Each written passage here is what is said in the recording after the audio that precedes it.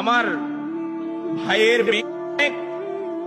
Band party করে বিয়ে দিয়েছে, আর আমার মেয়ের বিয়ে তো আমি গরিব হওয়ার কারণে এরকম গুনাহের অনুষ্ঠান করতে পারিনি, এই জন্য লজ্জা লাগছে।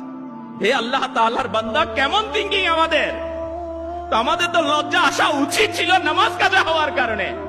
আমার কাছে তো শরম আসার কথা ছিল হারাম দেখার কারণে, কিন্তু বান্দা বর্তমান সময়ে লজ্জা আসছে কোথায়? গুনাহ করতে না পারার কারণে।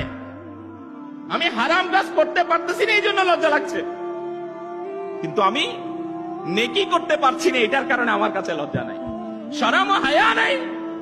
কিন্তু প্রিয় ইসলামী ভাইরা, আজকে মুসলমানদের মধ্যে এই হালত চলে আসছে, কিন্তু আল্লাহ তাআলার পানা, আজকে শরম ও হায়া না থাকার কারণে আমাদের না অন্তরের পরিশুদ্ধি অর্জিত হচ্ছে, না আমলের পরিশুদ্ধতা।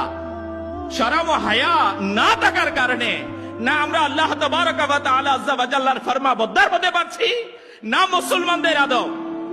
প্রিয় ইসলামী ভাইরা, একটু বুঝি, প্রিয় ইসলামী ভাইরা, শরম ও হায়া যদি কোনো মুসলমানের কাছে থাকে, সে কখনো আল্লাহ তাআলার নাফরমানি করতে পারে না।